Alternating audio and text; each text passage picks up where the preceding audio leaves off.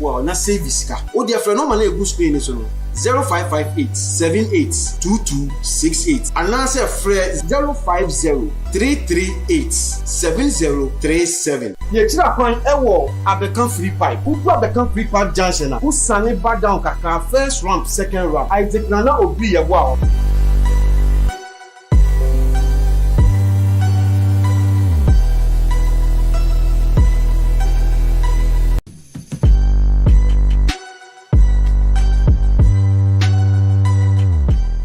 Isaac Nana Obiri Yeboa Enterprise Isaac Nana Obiri Yeboa Enterprise nkwan le betumi ama nkundwa papa ti said ya misisu wohwe nkundwa misisu na wohwe nkundwa na I said that Nana Obiri Yeboa nkwan le betumi ama wo nkundwa ene ni wardrobe ne dining ne bar ene ni dressing mirror e wo man we mu ane bo no e dafo Isaac Nana Obiri Yeboa nkwan le betumi ama wo sa anyama we ya e bo no ye fufufu wo peteki nkundwa Italy nkundwa Germany US Egypt kunja first class Isaac Nana Obiri Yeboa ni betuma mo na na beto kunja Isaac Nana Obiri Yeboa na service ka o de frɛ no ma na egu screen so no 0558 782268 anase frɛ 050 338 7037 ye tira kwan ewo Abekan free pipe ugu Abekan free pipe junction na usane back down kaka first ramp second ramp Isaac Nana Obiri Yeboa obi biara kwa abasronko e dia abreni nyina no ye babe pie mu e wo computer man aso ye na ensem a ati atrentwie e wo man Ghana mu no ye babe bie mu na ye twe ne sere ne abasa na afi ya pe e ye pomesibre e dia mansem no ye nyina no ye betia na nsenya de ye papa Reverend Anthony Kodwo Boakye ne yere e de ye ne na sempa bo anka nyame nkwa so de bonu so de bonu na enya sem keto e wa so dem enam e ye ofin ho nsensem bi e ko so anka ya ye busua pani baba beje nanso nsam no sade na esitie no emu edo ewie etwire no ye papa nso ababonte se wasonda ye bi ada ye no na chese ne papa toka fita e de ama nanu nti asorefo ne muwa na wo mo ntoka no emfaman ebeto odwa na dodo na si chese resurrection de ye nkoda kura de biara da se wo kasi bebre ne penti baako fita na tinemu ensam no sade tie e na me de brɛ no ye ntwe hu sima pa ye ba ye beto aso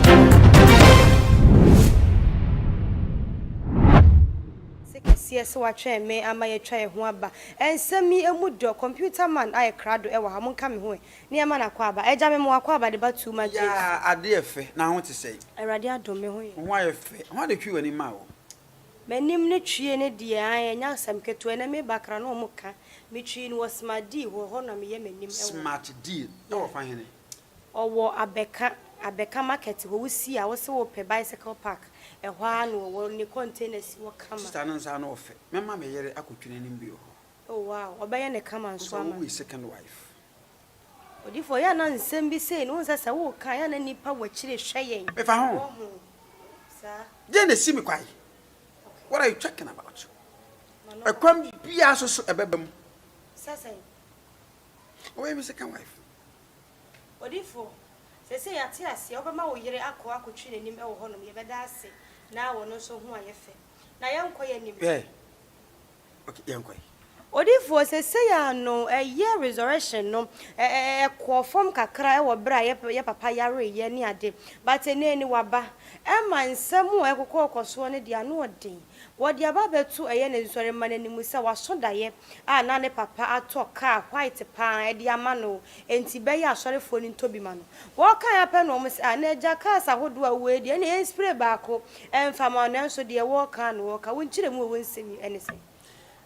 mo ana mba yo se nya na mba yo ya ni e ba obi ya beka bi menko am ko ka bi a na age he mentaya Sofo Kodwo Boakye menenti se top radio and so we pitch top radio etano ogusa me airtime say yemfa ma papa no cause abe no he na so ase wo GT school mu ho nti me pitch wi a no aba na nyame adom a wode ye ne kese nti Kodwo Boakye Anthony onimme meso menimo no ofiri kumase abu akwa abu akwa fie no ofiri na omo fie ni na asefo ni bi wo abu akwa ka akwa ni twa ntemo nti bepe na sempa nyame mpagya wode apagya no no makoma to meyem oyare no na ye meya nti hu se mo ba na menim de ne akonti na bere bia mo ye interview na meka ko na yire no ho se na yire no makwan because na menim because efie ne fie de yeko nyamansa na yare enka bibia nsi kwan se nke sofo panyini ohia ka nko de beton sore manim ana nka bibia so nsi kwan se cars no nya no dodo a nka de bi ka ho a enye sa metuwe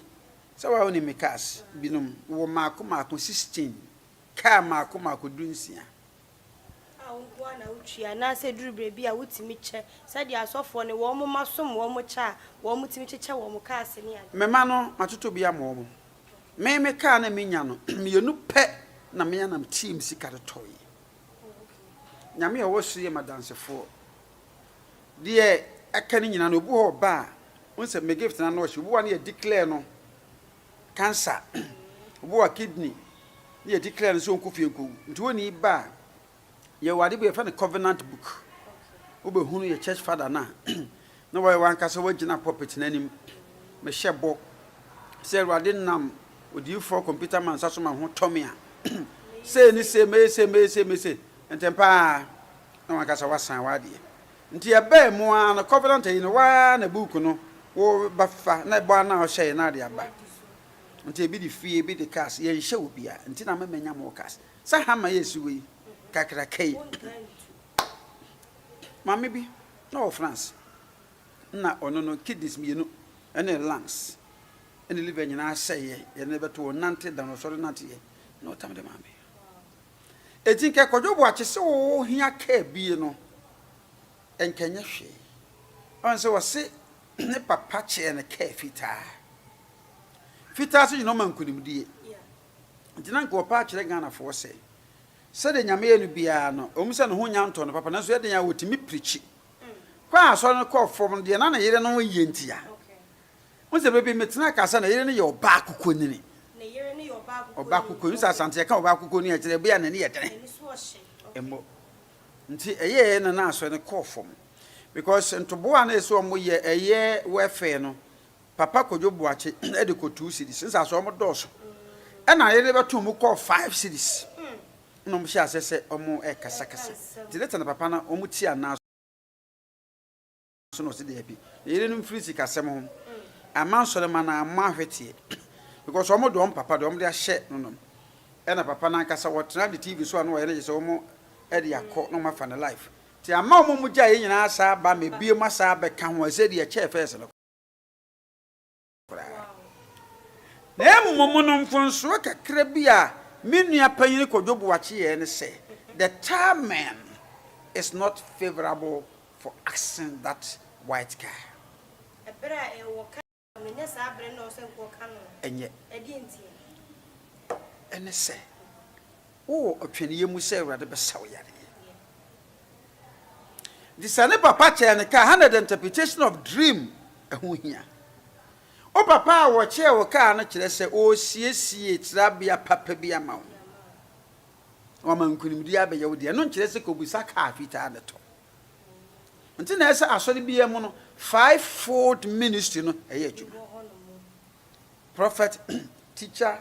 pastor evangelist and apostle but on say wo se ne papa Yesu a che ne ka afita nti wo so ye no ko busa sa ka na no nti so wo twa binti so de mani ntwa obi anyi shemblipum.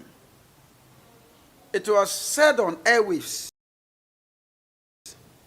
cameraman no amwa papa no wo mo na wo mu twa ne sabre no e die ntina nko betumi aka kire ne si wo twa so aha papa no nya boss pe nya nsem nya ne ma na ba nka onya ka ase ntimo moa me no tamo mapagi o mo sadis kamba no ye show me church ha during time I jisika no camera ma utwa because me ya so na me fa no live say Kodwo Boakye fa no wonnim na bibisa kopi pe eda na ba se kuku no kaka akọ konyo osini uni na bi TV na ma me na sani wodi fo ka ne sani na wodi BBC wa na me disi sa wo ya de na utwa sorry no live na bibi ekoso a ade na dru sika sam so dia woni ka ne sika sam ni me ni obi ni ne se na ebe che Bible say mo wa ma hotefo an ma me wona me no mo apam e wa afodebom. Maka say ma me no mo wa apam afodebom wo emfanamam. Sane ye wono na asanso ama ye nyansa ne nimde wo ne bi ho. Enti se bibi e call life for dey wo se bibi etimi call life. Ene sana te dia wo ho na call life. So we call life ndi wo ho. Da bi say ye call life me shatade. Nti wo ye wo the ethics in pastoralship. So for die mo no ye wo ethics bebere wom. So what you see? Enti se nipa no beba emframam wo yi sika no etia the ethics also for die. Ye won kom se bo kra wo ka che nipa ne kwa se kom mframam. Yeah. Eno die metumi ene wa ya dwene wo. Mo na mo sika de one menya dwene ho. Sano na me ena me. Wo ye kom mframam no na amamfo aso ne basa ne sere twetwene no. Se cars bebeba wei sika bebeba wei nde ye sen kakam na me no papa no cars anse enti mommoa me no tam am ndo betimi kwa kokomahia break tam amamfo yi sika nti obi amoa me ho na nka ho no mo yefu na nka papa na asema wo ka de nka beko ho na amamfo so mu se asa papa no yisu nyansa gin sori masika. It got twisted because of that scene captured, because it became a certain thing. Say the people were ordered. And shebi be musu o mu first camera. The hono and ethics na anyeju. Odi for wo kasa no kan sem bi senka asore ma etoka ma wo mu sofo ankense hwe. Na adenti na duru mere bi asofo no so hu ne se wo mu nsore ma ekọ ha oni amane mu a wo mu nso entimi nya bibi mfa mu ansore ma. Aso sofo bia. Sofo na ni atie no bo ansore ma no. The welfare of the congregants is very much needed when it comes to Christendom. Your church, hey, who you be? Na say what odan time was son na unyeska. Your share welfare. Because every week be a ya. Welfare. Ni akum de hia se be mu se wo no utua ontoto to wasore mu unya ba ya nya peni pa kan oni akohwe eda be no wonya se nya akoni akotua kade Ah, one sam first can make umfa mabie mu because o ya asore ba wo ma no toto offer no masika ba because when you come to church and the seats are emptier epoto nti ye disika no ye nsore ma no ho twuma kazi am se mo osisi ye ya han sore ma no ye wo edian se kumase e wa sore bi musa ha dodo na abagime ka no kazi no twusu oni twusu de openam de ma no na o de ama no o wona driver fine yes aso am se mo driver o de ne be ma no watwi okay the great abeja great we make sure so for car no stains bi ya me ba be ba asa na se etesa dia adenti na se sia no ye hu ye enka sofo de nyame ene mo kasa direct enti bia na nyame ka sa kire ye prophet no na eye enhya so no ka kire ni mrema no so e ba abonte be kai wu hu ne sa Kodwo bo achenye odifo eye no kura de na nsu ne odifo obi aso odifo obi ahya nkom wa sempa kani kire ni we nyame gwan hwesofa a ohwe nyame nwanku so oni mu chekire oni masori ye but oni odifo na wonye odifo ano so nchese wonti nyame ne obete obehunu obete ana maka se nyame kwa na twa kire no a se de wosi hunu vision da yemu na se ni so ade hunu mo no nye sa na kire so won toka fita na se ba so won toka fita ebre na obu se sika ni mo no nye ya prenkwa ansa na ya pre odifo wo busa se ne nkwan de ye nyina nim se de nyame adom nkakrakra ne ho to ne ba enti di se nkoba be ka asasem na me de mi hu ni se bia se be ya nipa nyina be hu ni se wo ka bibi sei a kire nipa no na nkoba ne se ko hu ni se wote ka hufuro ma akwa ankoye nsem fofo da ase yesu se tie nyanso mini ogwanhwefo pa no mini medie na medie so ni nti nsode mane ni wo Kodwo bo akese so be ka ne mframam se ye tie kire de ye nimu ensode mane se o kan so obi anyiska opese obi opese onya ka bia onyiska no hwemini ka no omode almost all the congregants e make sure zomba patiki me hay metimi gina aka kire nsore mase on say ya so da ye biem on say de enye starter e blocks ankasa yesi ko ya adu baby na municipal assembly before ba say dan so no do ntie ma enwo kakra na city or land so ansa na to aso e na eja tuma be omo my 4 months na aso ama wa week abeto so afa de ye be sha ase o we wo twena kwasiada ene bosome ne nsore mani nim obi a sha ase ro cement be ba no de iron rods de abo be ba nso ye hwi abo ne anwa gu ya de onso be fa labor fee na sefo nyina no no mai enti nsore mani nim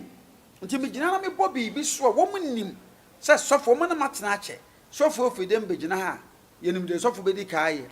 sofo firi oso obeko we so on ayete sa aware asoti sa aware ye woni be ma na wo ba atena na mabe ye nuanom nti sofo bia busua ene no sore ba na nkanya mfonso na mmom no Kodwo mpere hwehwe cars because na ku se wo be for escalate water sa no kra na nka de Ghana fo kire se nka woni ba kumpo na nka won spray ni fita kra na nso so eno de nkire sa nke yeda ka papa manfonso bia anim na mmom no emprempe ya papa yare na no nto no no mesra se nka obi bia obabu sa nka omusa ahoden enyinche because na sori oda no eso papa eso papa eso papa enya so keto nti o mempere japade bi de obenya na onyenye wi na se sia odifo ye mfemfe papa yi so na ye ntinsi ani yire no ai be papa ya we yi ba ya na yire ya so nipa bebre ne kan ye ebisi ne yire ne yakukọ ni se de ba ya wakan ebisi ne yire no anya ne yire ne hadwen enna asumbo bi ne se bi eburo kakra bi akoso wa so dem bo ennam eye ofre ne ho nsensem wa ba ye odifo se de nsem ni siko e ne twa yi amanchire mu yiye enya ofre nti na mama le bo asumu okay so nse be de minim sekiti ne nya yeah fatuja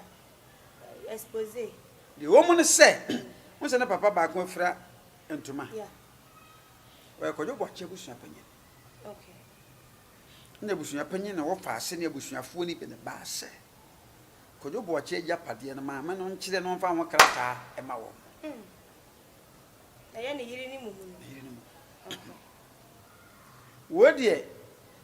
this is the first time me boa wo ba na kakra yeah na ya sori a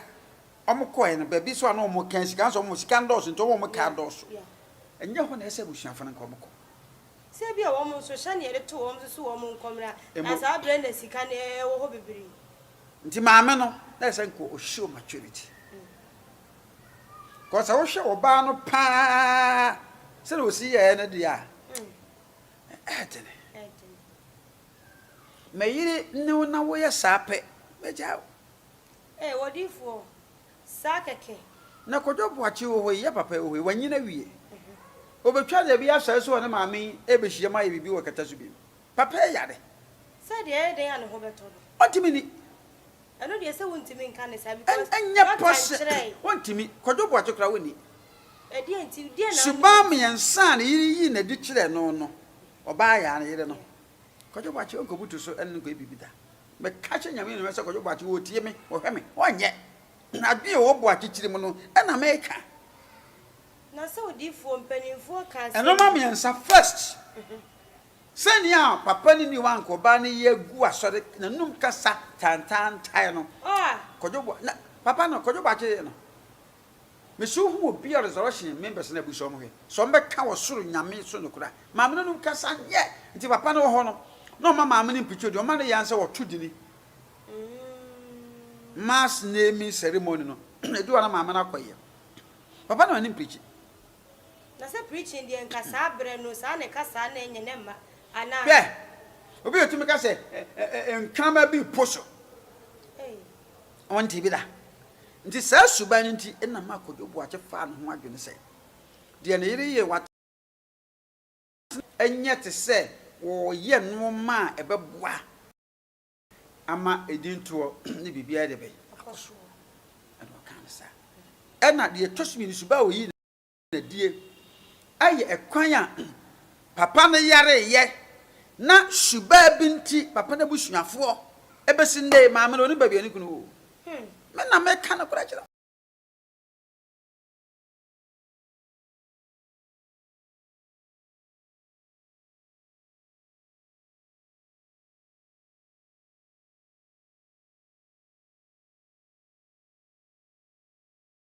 maame nim de ani kunu wo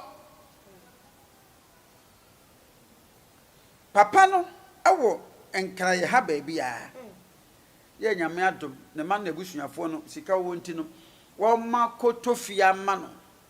na de wo kan de ase wo nim fie ho oh wo nim ho oi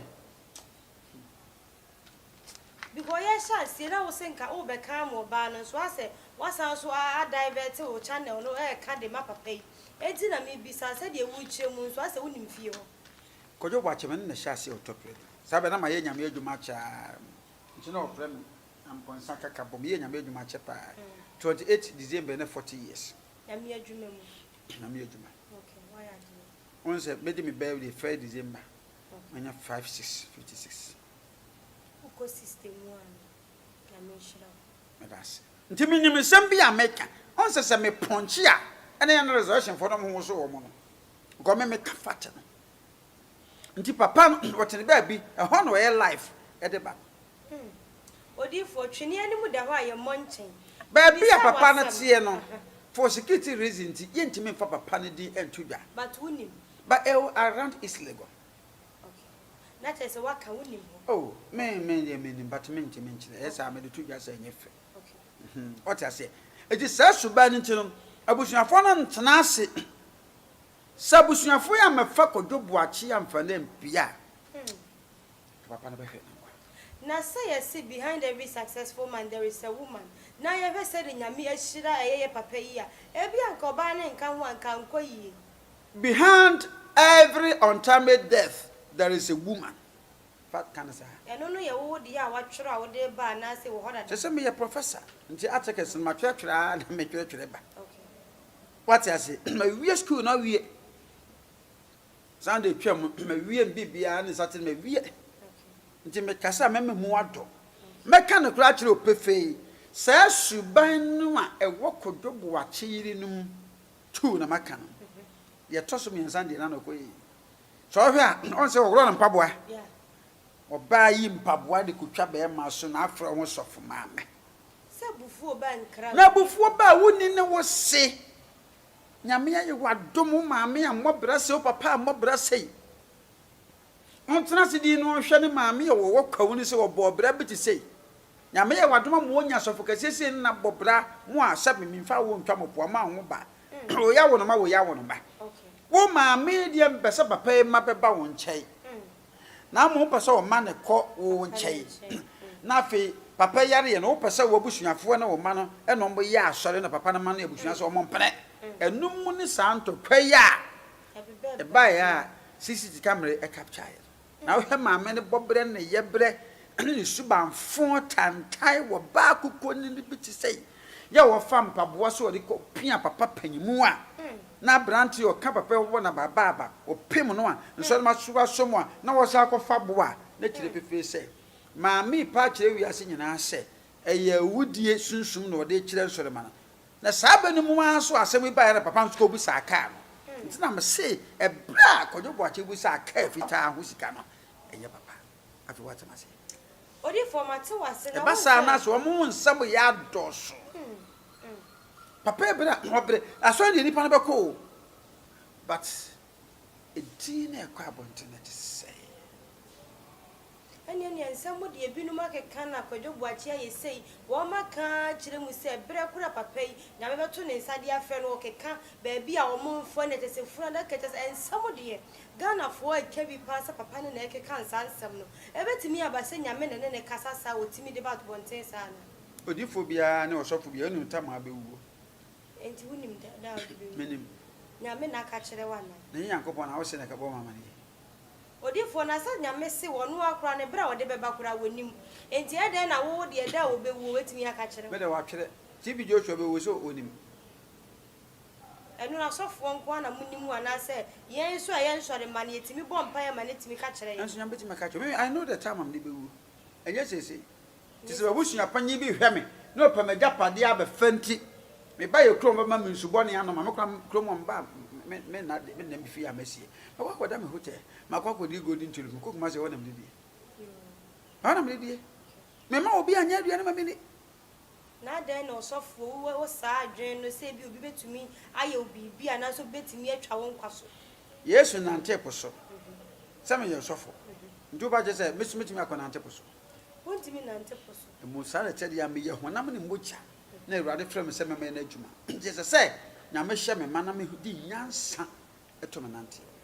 so wo se ye di na chi ya che se nyema nyina mu no ye nsuro enam sum kro kan ho me da se ne se di na chi na wo di Yesu achi asa wo so to dwom asore wo ne ye de pa me hu se wo ja na ogina ko na odwom obi nti wo kono se ye hu se ye ton di riti ya wo si me di Yesu achi ya me nsuro hwe nti hunu bi ma me na fa melo ne pa na ka ho na fa make gum na me no odi fo nya ne sa so no die bible no wodi adwen ni nyansa ato ne ma bi ho ba sanka ye hu ye die osofo die nko bi kura ba na wo ka ne se bia bibi hye ne su wo sura wo na ato ne fo se wonya koma na bibia mu nya me be hye ne den na se wo osofo wakọ obusu efie na wo ni didie ne na wo kura no sebe bibi to chema kakara wo ho ye na to chema je wo ba je se mapoda mana anya dam what are you talking about na ye na to chema anya dam no abo so wodi fo obusu apanyi se na anu amene ne kwa yie no de ase na mka je nso won kan kire wo me mebusu apanyi obusu apanyi ni kwa minsia me ba cho mebusu apanyi woni kwa minsia woni kwa minsia de say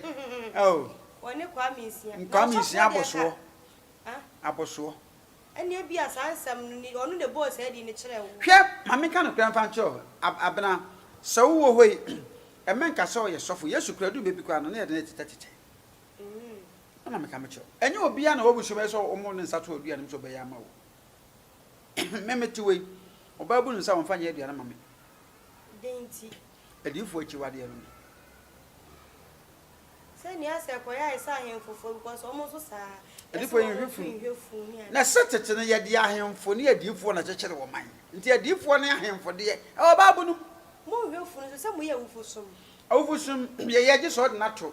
adaka ni mwakata so sa edifo bia ni ho bekwa ko hwefu no da ye chi wade no so obabu bu nsa dabi odi adua na mama anye me no wife obu nsa pe onim akoda nde nam da medem mfa ho meka so okay ese ye no ma bebrebe susuma nyama de ama ese no ene mrantie na wo mu mpnafo no ne wo mu yere no enya wo mu ne wo mu dade ene se wo mu de wo sunsanso de no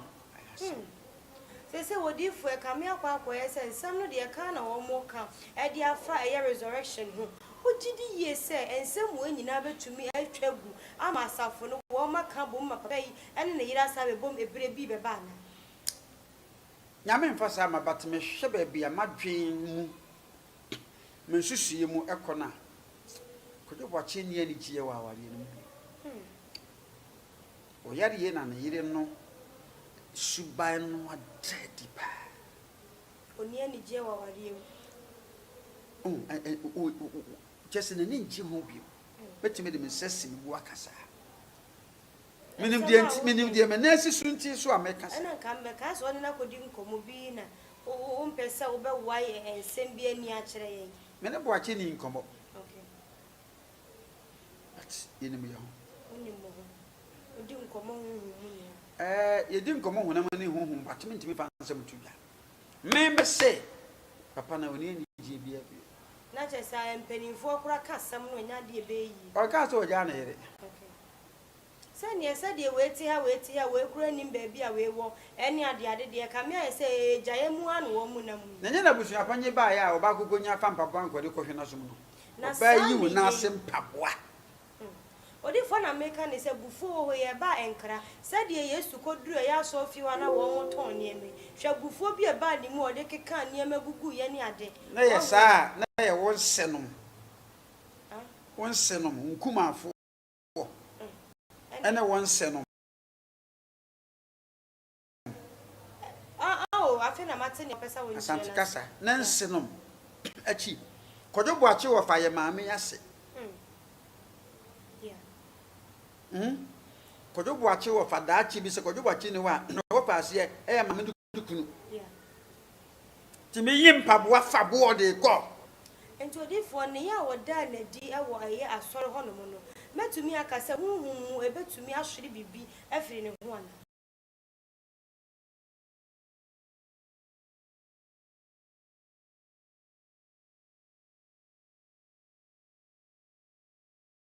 se oba